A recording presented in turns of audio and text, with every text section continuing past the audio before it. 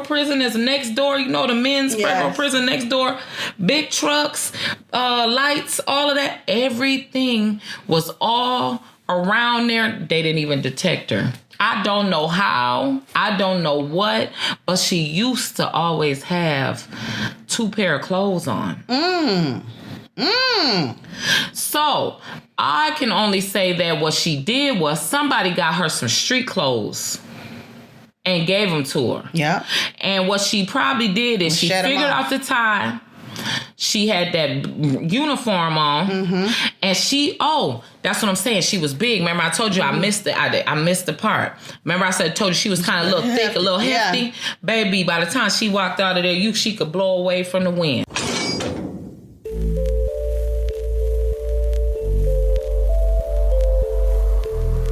Hello, thanks for tuning in to another episode of Meet the Shoe. I am Sade. I'm Nina. And today we're going to talk about why do we get numbers? Why prisoners, inmates get a number? Versus our last name. Yeah, versus your last name.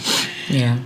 So for you, Danina, I know using the federal prison system. Yeah. So how many numbers do you guys have in your...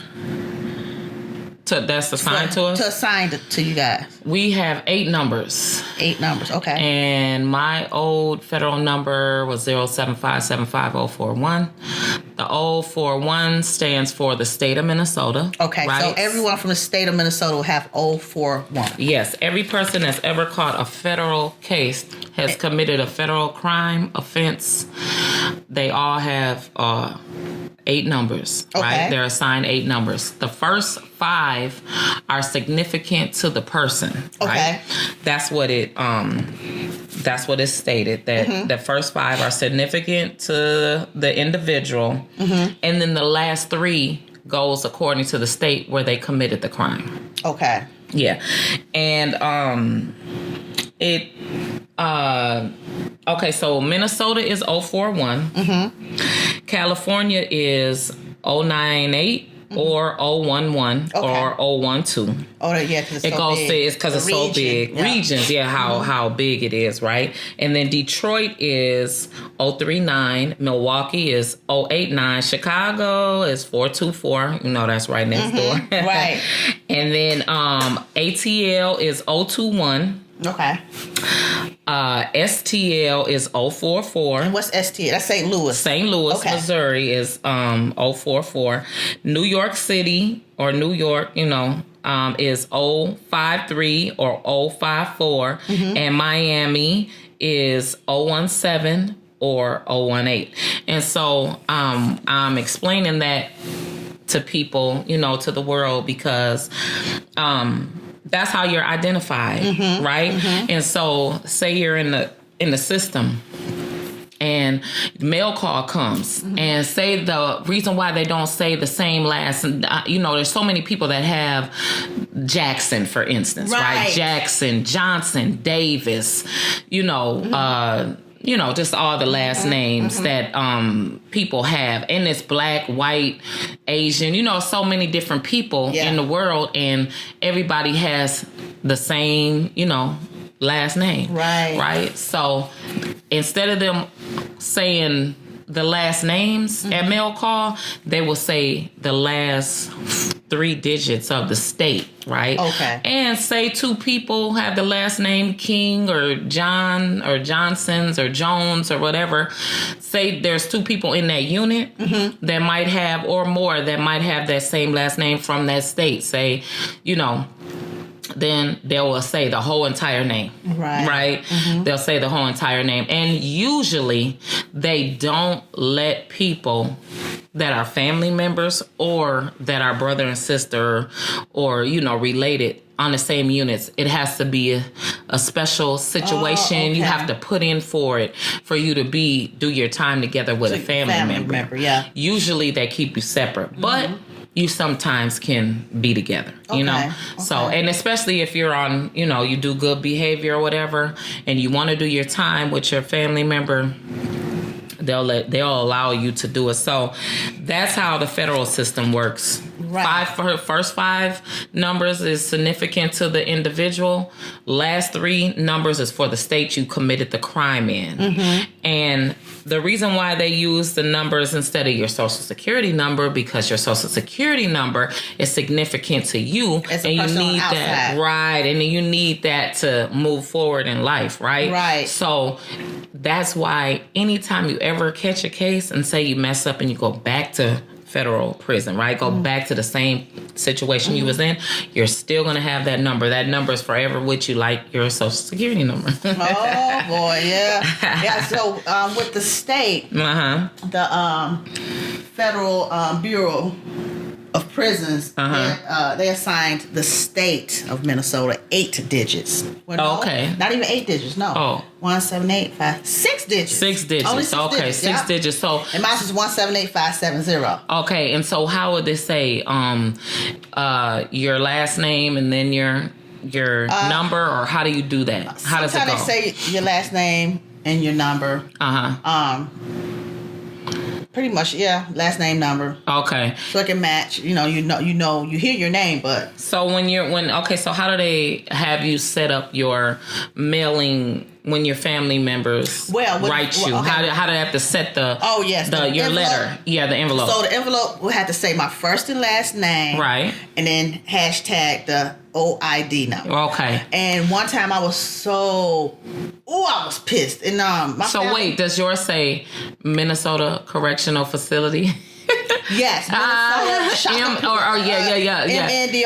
Shakopee Facility. Right. Because ours would say like FCI, because I was in the FCI. Oh, yes, you had to put or FCI. FCP would be Federal Prison Camp. So, when you trying to get a job, right, and say you want to use that stuff you did when you was in prison. On your, what you do is they would make it all the girls in there, because they say great minds think alike, and we say all criminals think together, right? We don't say think alike, we say think together, because you want to keep each other in good graces out of a jam. So the girls in there would say, hey, when you get out and all that tractor riding you was riding around here, make up a job that's going to fit that. Fit that description, yeah. Put one of the addresses on one of the boxes of the stuff that come in the prison, or put the prison address, but put it over in the building administration, and say you worked on, some part of the administration, and make all that up, but the skill, you have the skill, and then you say the company went out of business. Because see, it's out of town. Right. It doesn't necessarily have to exist. They're not going to call and check. No. But just to say that it's on that black and white piece of paper. Yeah, we used to do that. Yeah, so my I had to have my 6-digit number on everything, the money order and everything, so they know who it's going to. Right. So one time, my mom forgot to put the OID on the envelope, and I think on the money order as well. Oh, no. Yeah, so they sent me the information saying, what color was that piece of paper? Like a pinkish paper, and it's like, your envelope got sent back. It was a money order in an envelope. It got sent back to the sender because you're missing the OID. I was so mad. So I'm like, so we got to go back home, probably 3-4 days. And then she got to, I don't know how long she's going to take. Right. Because once you get that money there, people don't come back and remember you. Oh, God. You want to get them people and that money in the spare of the moment when they're feeling good. Right. So one thing with the OID number was funny that when I went to CIP boot camp. Right. At count time, we had to say 178-570. Real loud. Really? Say your OID number. My Yes. gosh, no. Yes. Roll call. Like, what? Roll call. Count. It's count. And everybody has to stand up and say their number. Oh my God, no. Yes. No, the feds is nothing like that, honey. All you gotta do is stand up at 4:00, and 4:00 is the only time. At that time, when that was 15, 14 years ago when I was there, and you have to stand up at 4:00 p.m. everywhere in the world. Everybody's standing up. And you don't have, other than that, if you're in the morning, You're in the bed. Right. Your body has to be there, right? A person could have a fake body there. They don't know, but as long as they see somebody in that bed, or nowadays they want your face to be sticking out. Right. So to make sure it's actual skin that that's laying in the bed. Other than that, no, you don't never have to stand up and say your number. So has it ever been a time where someone has ever escaped from your facility, from where you was? Not from the federal camp, no, but from being in federal custody at a holding facility. I watched someone run off, right? I actually watched her leave. I actually watched her talking about it, but I didn't know what she was talking about, and she was hurdle with her friends. I seen her, she had on the workout gear, but you don't think like at night, why does she got workout gear on? Right? We're in the halfway house. So we were in the halfway house, and it had barbed wire and stuff around it, but not no real, like nothing. So what she did was she ran out the back door. She threw her coat over the thing. She jumped up on there and she got up out of there. What she did was she must have been watching the police officer, because it was always a police that would just patrol the area. And she monitored when his break was. So he took like maybe a shift change. It was a 2-hour shift change. During that shift change, honey, that girl flipped that coat up over that thing, and she ran like hell. She jumped up over that barbed wire. Jumped up over that bar. She threw a blanket or something. Something she threw over the thing was black, and it was night. But when she did it, all the lights came on. Ooh. Everything, all the lights shot on, and then they go woo, woo, like. Oh wow, they did that thing. Went around making that noise. So y'all know y'all had to go immediate lockdown. Yes, immediate lockdown. And then they got to asking all these questions. When they came and asked me, I was like, I don't even know her, because I don't. Just in passing, you know what I'm saying? So it's not like I'm gonna sit there and tell on her. Like, I don't know, but I did see her doing all that stuff. You know what I mean? But it's just like, what significance would that have been for me to even say that to her? Like, she needed to get out of there. She had kids, and I heard the backstory. It was like, oh, she was trying to get out because she was fiending. She was on drugs, so she couldn't take it. She felt like that's what she had to do. There? So now what she didn't know, I don't know whatever happened to her about that story or what. I just saw her do it. But later, she had a federal offense. She was state. But by escaping from a facility that housed federal people too, I guess whatever she did, they kept saying she's federal now. She messed up. She shouldn't have did that. She got a federal case now. And it's like, I didn't understand what the federal case when she was just a prostitute. You know what I'm saying? She was just doing prostitution time. You know what I'm saying? But by her being in the holding facility, something to do with that, and that made it to where they charged she was under in federal worse trouble. But I do remember one time somebody else, right? Now that everything's coming back, because that was so long ago. I know. This was in the beginning. This was like, I was going from 97 to 2006, right? And so I want to say like in maybe 2002, 2002, Greenville, Illinois, right?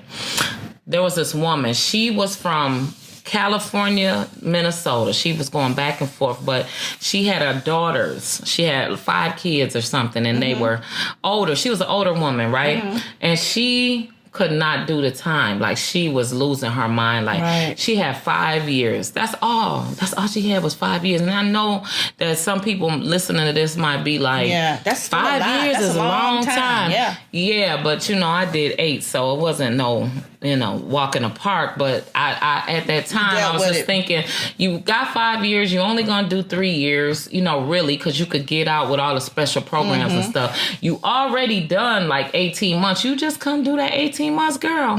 So what she did was she plotted. She had a sister. She had a daughter that was in the music industry, messing with one of Snoop Dogg's and them people or something, right? So she was saying that her daughters were in California and she had pictures of them and stuff and her grandkids. They were pretty. And so she wanted to just get back out and get to that life. And she kind of, you could tell, she didn't say she was on drugs, but you could kind of tell that she was. Mm-hmm. So what she did was, she was kind of a hefty woman, right? Mm-hmm. A little bit, just thick. Mm-hmm. You know, she wasn't, she was kind of short. And so she would walk the track. Me not knowing that she's walking the track to figure out how she was going to get up out of there. Right. So she used to walk that track morning, noon, and night. They'd be like, I forget the lady's name. Yeah. She's still out there walking that track. Dang, that's all that lady do is walk. And she would wear her hair wrapped up. So you never saw her hair. Most of the officers never saw what she really looked like. Now, in booking, on her booking picture, it was a picture of when she first came in the system. So it was a picture of her, what she looked like streetwise. They didn't make her take that weave out, right? By the time she got to the prison, they said, get that weave up out your head, right? So it was black officers there, so you might could run that with the white people and tell them that you don't have no weave in your hair, but the black people's like, nah, that's weave, get it up out of there. We need to know what you look like. It's okay, you'll be fine, right? So she got the weave out of there. Her hair was not even really short. I don't know why she was even stressing about weave, right? But whatever. So she had kept her hair wrapped up, and she would always wear like black lipstick, keep her nails done, but she always talked to me. Man, I don't know. People just always gravitate to me and tell me their business. So she's sitting there telling me. She did not tell me that she was going to escape. She told me she wanted to, what she needed to do, and what she wanted to get out of jail, and she just couldn't take it no more. And I just was like, it's just 18 months. You know, she probably didn't want to talk to me no more, because I kept telling her, it's just 18 more months, girl. Girl, please, I still got 5 years left. I've only been here 3. I still got 5 years left. You know, I'm trying to tell her that, right? Left. And so she's like, no, but girl, you should be out. You don't want to leave. You don't want to, you know, like trying to get, you know, she's got to try to coerce somebody into her story. Okay, boom. Next thing you know, she was gone. Nobody knew. Nobody knew how. I don't know what she did. I don't know how she strategically got off. But see, when they say you put your mind to something, you're gonna do it. It's gonna usually execute. If you do your homework on it, it's usually gonna happen. So what she did, nobody knew she was gone. Her roommate had to say something. Roommate didn't say what she did, because roommate didn't know. That roommate was up there wound up with all them outside police and the federal government and everything. Girl, they had that damn roommate. Girl, they tried to buy her everything. She's like, the lady didn't tell me anything. Can I go back to my room? She was crying. When she came back, she looked a whole hot mess. They told her they didn't even care that she had goddamn McDonald's and some other stuff that she had in her hand. Walked her to the thing. She had that stuff in her hand. Still, they never took it from her, nothing. She walked back to the unit, because it was in a camp, with that on her, and she just was crying. She was red-faced. The girl, even after that, they still kept talking to her. You know why? Because she was a government property. She slipped away. Oh, they could not the patrol trucks around the big the federal prison is next door. You know, the men's federal prison next door. Big trucks, lights, all of that. Everything was all around there. They didn't even detect her. I don't know how. I don't know what. But she used to always have 2 pair of clothes on. So I can only say that what she did was somebody got her some street clothes and gave them to her. And what she probably did is she figured out the time. She had that uniform on, and that's what I'm saying. She was big. Remember, I told you I missed it. I missed the part. Remember, I told you she was kind of a little thick, a little hefty. Baby, by the time she walked out of there, she could blow away from the wind. Really? She used to take milk of magnesia or whatever it was. Make herself poop and throw Make herself poop. And all she did, and she showed me. She said, "You want to lose your stomach? Let me look, Nina. Look, I'm going to show you." She would show me, and I've seen with my own 2 eyes in like 2 months. I swear that lady was a stick. Her stomach was sagging down, but she didn't care. Oh, wow. She didn't care. She barely ate. She drank lots of water. And liquid, yeah. Lots of water. When she did eat, she would eat candy, right? Yeah. Oh, yeah, she didn't hold you up about no candy. So how long was she gone before they got her? They never got. I've never heard nothing. That's what I'm telling you. She walked off in thin air. She disappeared. I told you she always wore 2 pair of clothes, right? She always wore 2 pair of clothes. And when she walked off, nobody knew. The roommate said she was missing. The people came, and they say doing a count. She raised her hand because it was 10 o'clock count. She was smart. She wasn't going to leave on no 4 before 4. That was dumb. Right. She left after 4 o'clock. So they're not checking nothing. From 4 p.m. to 10 p.m. That's a long time, honey. Yeah. She probably was in finna board a plane. Okay. Or get in a car or whatever. Whoever came and got her, however she got out of there, at the time that was in, early, maybe like 2002, 2003. I don't know which year, but around that time back then, whoever came and got her, guess what? They didn't catch her by the time I left in 2006. So there's no fence around the. There's no fence around the camp. Oh no, it's kitty camp. No camp I ever been to. That's how it is in Shakopee. It wasn't a fence around. Yeah, ain't no fence for what. You can, if you want to walk, we gonna get you. We gonna catch you. Right. And you gonna run forever? No. So yeah, the one lady that did run from our facility, I know a couple of them have ran, but this one in particular, I mean, it was movement time, and all I see was somebody jet across the. I'm like, wow! I said, who is that running? It ran so fast, I didn't know who it was. But I knew who it was. Thought it was an animal. Man, quick. Okay. So we have 2 officers that's really fast. One is a lieutenant, and black lieutenant, and then a white guy. He's really quick, and she outran them. And I guess someone else picked her up around like a couple blocks up. Okay. He was able to see that, but he couldn't leave the facility. Once you go across the hedges, it's done. Because, we have those bushes that outline the prison.